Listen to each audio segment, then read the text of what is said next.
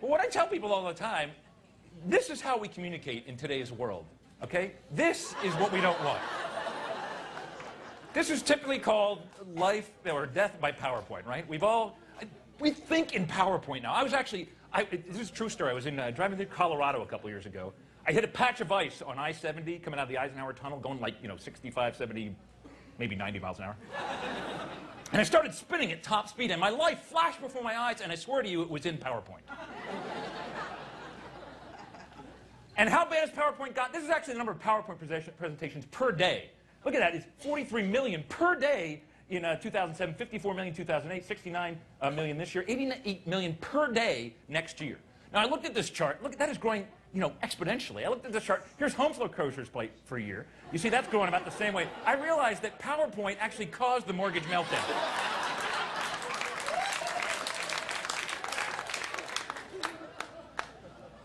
So this is a thing I do called Life After Death by PowerPoint. Basically, don't do these things with PowerPoint. These are the things that people do that drive me nuts. And the only way to show them not to do this is to show them what not to do. So the biggest one I see, the most common PowerPoint thing, number one, people tend to put every word they're going to say on their PowerPoint slide. Although this eliminates the need to memorize your talk, ultimately makes your slides crowded, wordy, and boring. You lose your audience's attention before you even reach the bottom of your first slide.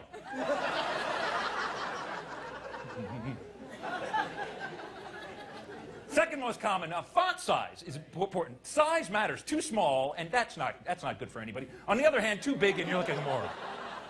You just look like an idiot. Don't have your fonts moving. Keep your text stationary. There's nothing more annoying than text that doesn't blinking. Don't have it blinking. Don't have it spinning. Don't have stuff flying around the screen. You drive people with ADD crazy. They're just like, oh, what's happening? Oh. Now, since I'm talking about fonts, people are really into fonts. I've noticed this. By the way, here's one of the best jokes that I know. Comic Sans and Helvetica walk into a bar. And ask the bartender for a drink, and the bartender says, sorry, we don't serve your type here.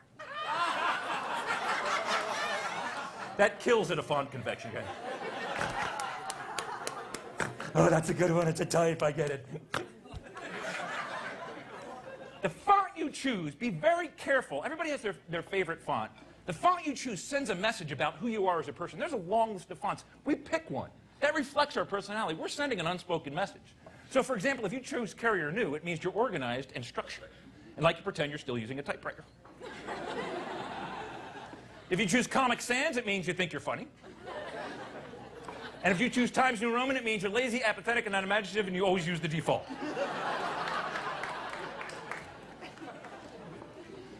If you choose Georgia, it means you speak with a southern accent.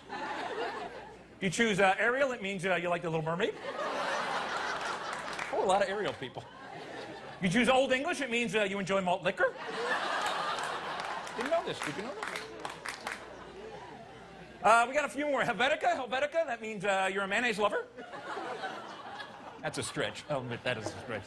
Blackadder, that means you're an African-American accountant. That one requires some thought.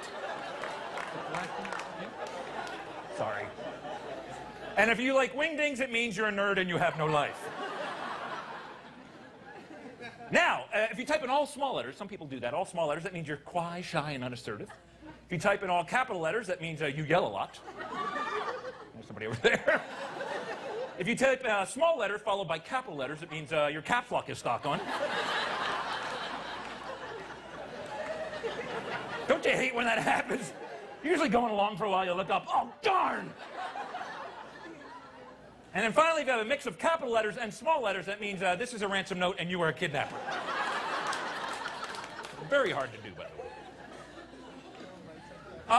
The fourth most common PowerPoint mistake, avoid excessive bullet pointing, only bullet key points, too many bullet points, and your key messages will not stand out. In fact, the term bullet point comes from people firing guns at annoying presenters. This slide, by the way, has crashed PowerPoint. Apparently, there's a max about how many bullet points you can have, and I said, I pressed it. The other thing you can do is have animations. People love animations. They have stuff going, zooming in and out and left and right. You get seasick watching some of these. And Turns out if you're a visual learner, your effectiveness as a speaker will go up with the more animations. But if they're easily distracted, they are not even paying attention to what you're saying. They're just watching the cool stuff.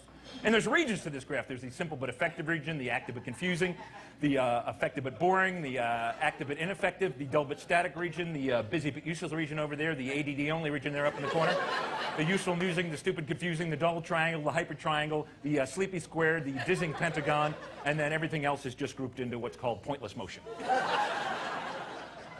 This one slide, by the way, took me 3.5 weeks to make. It's true. It's how PowerPoint can suck the life out of you. Now, one of the biggest dangers today, and I'm telling you, I hear it more and more every time I hear a conversation, is what I call SAOD, or Severe Acronym Overload Disorder. Have you heard people talk recently?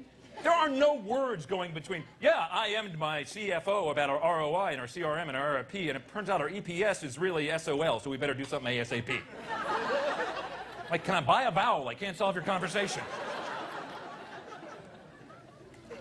And I made up this resume, but this could be a real resume in today's world. Look, I got an MBA from USC, an MSEE from MIT, a BSEE from DU. I worked at IBM, HP, VLSI. I remember IEEE, EIT, NCAA, NAACP, AARP, AAA. I want a position as CEO, COO, CFO, CIO, CTO, CMO, CSO, CPO, CYO, VP, EVP, or EIEIO. I want to be the EIEIO of a company someday. That's actually my dream. Hi, I'm the EIEIO. Nice to meet you. Call me Old McDonald. That's all right. Now, kind of my final point, and this people do all the time, is they'll just have graph after graph just to impress you with their graph prowess. And I chose acronym usage. This is my real-time acronym usage. It pretty much goes up and down. I don't know why you'd need the graph, but you can see pretty much peak there. I'll use some more acronyms later. And there's just a chart that doesn't make any sense to you, but I just want to impress you. Here's an acronym letter distribution. C's, I's, E's, N's, and S's are the most common letters that I use in my acronyms. Here's a pie chart letter distribution. And here's, I have no idea what you'd use that for, but you can generate that automatically in PowerPoint. So I figured what the heck I did. Here's a line graph, the number of line graphs throughout my show. Here's a bar chart, number of bar charts, pretty much goes up and down. Here's a real bar chart. There's beer, wine, martini. That's the kind of bar chart I'm into. Here's a candy bar chart. Here's a salad bar chart, tomatoes, sprouts, spinach, and the different calories of each. Here's a sushi bar chart. This is a probability of illness, depending on what your favorite. There's a lot of detail in my act. Please pay close attention. Here's a bar chart of the number of bars, visits versus age throughout my life. Most people don't take the time to do this, but you can see when I was 17, I had the fake ID, so it was confiscated when I was 19, and my bar usage dropped dramatically. I spend way too long making these charts. When I was 21, I went nearly every day of the year. You can see it was about 342. It's kind of gone down through the years. I plan to drink a lot when I'm 40, a lot when I'm 50, and then retire and drink constantly. That's my plan. Thank you. Here's a spreadsheet of spreadsheets. Getting back to the charts. Here's a spreadsheet of spreads. Butter, margarine, I can't believe it's not butter. Mayonnaise, French onion, cheese whiz, and Patriots +5 over Colts. Every possible spread you could imagine.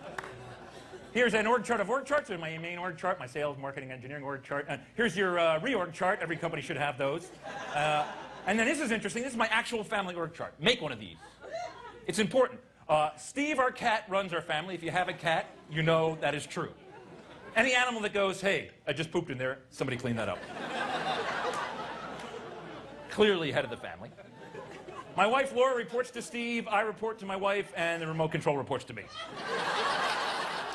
That's it. That's my entire region of domain right there. Back to the charts again. Here's a pie chart of chart types, 3D charts, bar charts, pie charts. Here's a pie chart of pies for dessert, lemon, pumpkin, cherry, pecan, apple. Here's a pizza pie chart. Here's your pot pie chart. There's a better pot pie chart. Here's a pie chart with values of pi for the nerds out there. Yeah, 3.14159, 22.7, 3.14, and pi itself. We have a pie chart. I was thinking, why don't we have a cake chart? So there's a cake chart. Why do we leave the cake out? There's a birthday cake chart. There's a wedding cake chart. There's a bundt cake chart, an upside-down cake chart, and then really that's an upside-down cake chart. And all right, I think I've covered all the charts. Any questions at this point?